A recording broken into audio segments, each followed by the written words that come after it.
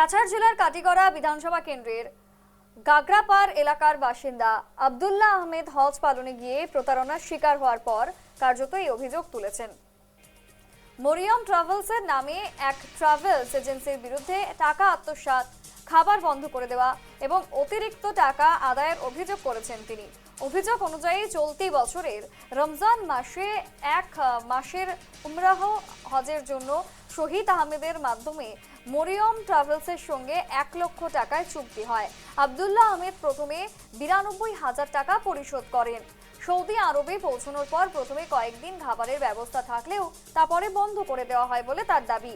এছাড়াও দেশে ফেরার সময় আরও 60,000 টাকা দাবি করা হয়। হজ করতে গিয়ে প্রতারণার শিকার ট্রাভেলস এজেন্সির বিরুদ্ধে টাকা আত্মসাতের অভিযোগ, কাটিগড়া বাসিন্দার ন্যায় বিচারের আবেদন। কাটিগড়ার বাসিন্দা ন্যায় বিচারের আবেদন। হজ করতে গিয়ে এবারে কার্যত প্রতারণার শিকার হয়েছে এক ব্যক্তি এবং নগদ 15 একেবারে কিন্তু 1,15,000-এর মতো কিন্তু টাকা নেওয়া হয়েছে। এই ধরনের অভিযোগ দফায় দফায় তার থেকে টাকা নেওয়া হয়েছে, এই ধরনের অভিযোগ কার্যত উঠে আসছে। জানবো আরো বিস্তারিত, টেলিফোন লাইনে রয়েছে প্রতিনিধি মান্তু। হজ করতে গিয়েও এবারে প্রতারণার শিকার, ঠিক কি হয়েছিল ঘটনাটি এবং এর প্রেক্ষিতে এখন ঠিক কি দাবি তার? দেখো, এই আব্দুল হাজ তিনি উমরা হজ পালনে গিয়েছিলেন এই ট্রাভেল এজেন্সির আন্ডারে, কিন্তু সেখানে যাওয়ার পর উনার অভিযোগ সেখানে অপর এক ব্যক্তি ছিলেন এই আসিমগঞ্জের, শিবভূমি জেলার আসিমগঞ্জের, সেখানে কিন্তু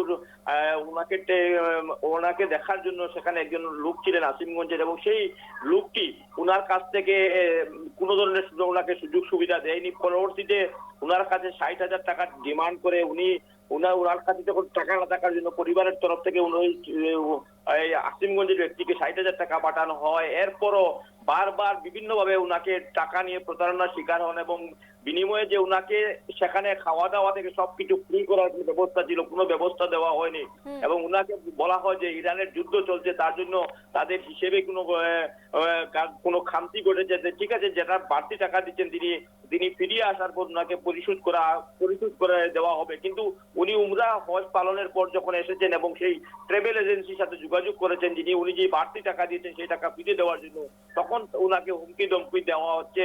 এই বলে তিনি প্রশাসনের কাছে তার ন্যায় বিচার চেয়েছেন এবং যাতে তিনি উনার বাড়তি যে টাকা দিয়েছেন সেই টাকা পাওয়ার জন্য তিনি প্রশাসনের এবং সরকারের কাছে দাবি তুলেছেন এই আব্দুল আহাদ।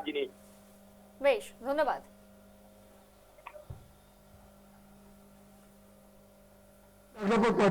খাটিগড়া এরিয়ার আমি খাটিগড়া সেরাগির মরিয়ম ট্রাভেলস শহীদ আহমেদ, আমি ওনার লগে কন্ট্যাক্ট করিয়া উমরা হজে গেছিলাম। 9 দিন আগে আমার লিয়া গেছে, ঈদের পরের দিন আনিয়া দিত। ঈদের 25 দিন পরে এপ্রিলের 1 তারিখ আছে। আমার বাড়ির থেকে 2বার টিকিটের পয়সা নিছে, আমার টিকিটটা ক্যান্সেল হয়ে যায়, আমি পাই না।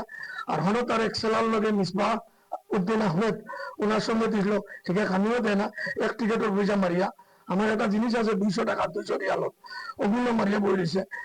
পরশু আমি গেলাম তার কাছে টাকা আনা, আমার খুব গালাগালি করছে, কোনো টাকা নাই কইয়া।